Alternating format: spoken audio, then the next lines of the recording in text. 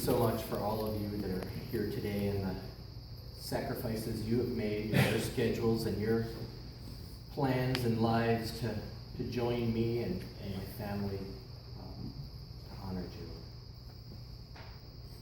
It's been a struggle, and for all that I've been through in my entire life, this is the hardest thing I've ever faced. I was introduced to Jill at a debate tournament, which was our senior year in high school back in 1988 or 86. She was from a small school about an hour away and was the only debater from her school. And I was from the big powerhouse debate squad of Watertown, and we were a little arrogant at times. But when it came to Lincoln-Douglas debate, Jill was a legend. She won every tournament over the 2-year span and rarely lost a single ballot. I had just transferred from team debate with my partner, Buddy Gusso, who's here today, and started Lincoln-Douglas debate, and I was a complete amateur. My confidence exceeded my skills, which is why I had the courage to talk to Jill when she smiled at me. We quickly became friends, and one day she asked if I would come to her school and participate in a mock debate so that her teachers and friends could see how she spent her weekends. I agreed and prepared nonstop for the debate. We had never debated each other up until that point. I didn't want to embarrass myself. And Jill's parents graciously allowed me to stay overnight at their house, and after the debate ended, I was very confident that I had won. And as we were packing up our briefcases, she kissed me on the cheek and thanked me for throwing the match so that her friends and family could see her win. We debated each other 2 other times that season, and I was convinced I'd won both, but the judges didn't see it that way and awarded her both wins. She went on to win the state championship and placed 10th at nationals. And it's quite possible that I've never won an argument with her in 25 years. But don't tell her I publicly admitted that. We started dating in college, and she made numerous trips to Vermont to attend our military balls at Norwich. She loved to dress up and loved to dance, and never missed a ball in 3 years. She was known as the godmother among our friends because she had the most longevity of anyone of our friends there in Norwich. And the joke was that any date that any of my friends invited had to meet Jill, and they had to meet her approval or they were not allowed to be invited back again. And that's the truth.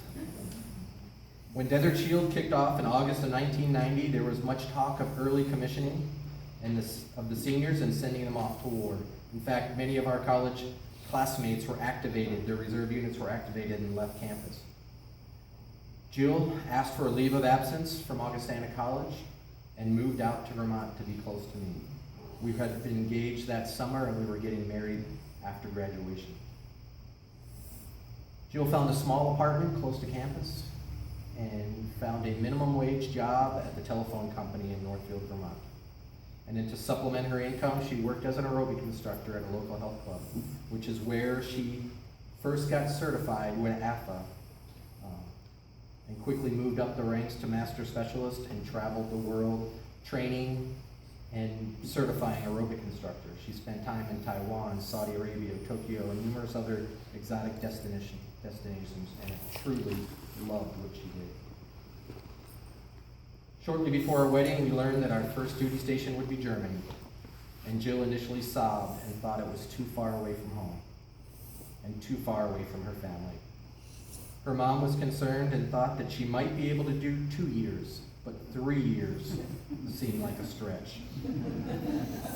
Little did we know that we would spend the next 21 of 25 years living abroad, and 10 of those would be in Germany. I still remember the day she came into my office at Fort Hood, Texas, all excited, and announced that we were expecting our first child, John Robert. Jill penned the due date into her calendar, December 5th, 1998, and was quite surprised when her water broke while teaching an aerobics class on November 21st. According to her, her calendar was the Bible, and changes needed her pre-approval. Having a child never slowed Jill down. She took John Robert on the road with her, and he was a constant fixture at fitness conventions around the world, and a little snuggle pack on her chest. And by the time John was 3, he had visited over 15 countries. We were living in Turkey when we learned that Jill was pregnant with Jamie. It was John Robert who informed our parents. When we called them, he announced, "Mommy's having a baby, and I'm going to be a Bayuk Abi," which is big brother in Turkish. At one appointment, the doctor could not find Jamie's heartbeat, and we were rushed to a hospital in downtown Izmir. Jill always said she was never more scared in her life as she was that day. Fortunately, all was well, and Jamie joined our family while we were stationed in Korea. At that moment, Jill made all decisions based on what she thought was best for John Robert and Jamie. She was so immensely proud of both of them, and anyone who knew her knew about John and Jamie and all of their accomplishments. She would often remark, "If you don't want to hear about our kids, then don't friend us on Facebook." She, on the other hand, was a very private person who didn't let just anyone in. She didn't like to post about her battle with cancer and the pain that she was going through. She didn't like to bring people down. She was always positive. She wanted everyone to know that she was doing well, no matter how she actually felt. It's great to see so many of her closest girlfriends here today to make this trip. We first learned of Jill's diagnosis on my birthday in 2014. It hit us like a ton of bricks. At first, Jill thought she could live life as normal and fight cancer in her spare time, and studied her calendar to see how she could fit in treatments with work and vacations.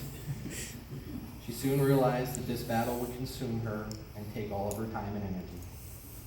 And then she attacked it and the treatment like she did everything else. She was all in. She held nothing back and endured multiple surgeries, radiation treatments, chemotherapy, and even clinical trials. She bargained with God for more time and more time with her kids. She wanted to watch them grow up. She wanted to watch them live a normal life and not one in sorrow. She wanted nothing else but to be happy, for them to be happy, and that meant, and even if that meant being separated from them during the battle. Jill was the most amazing woman I ever met. She made me a better person. She made me a stronger man. We talked every day, even when I was deployed. We shared our hopes and our dreams. We shared everything. Can't believe she's gone. I want to call her and have her answer her phone with "Hey you," which is how many of us remember her. In June, while Jill was in Walter Reed preparing for her second spinal surgery, we laid in our hospital bed together and listened to a song from the Furious 7 soundtrack, ironically enough. I won't attempt to sing it, but I do want to share some of the lyrics because it's how I feel. It's been a long day without you, my friend, and I'll tell you all about it when I see you again.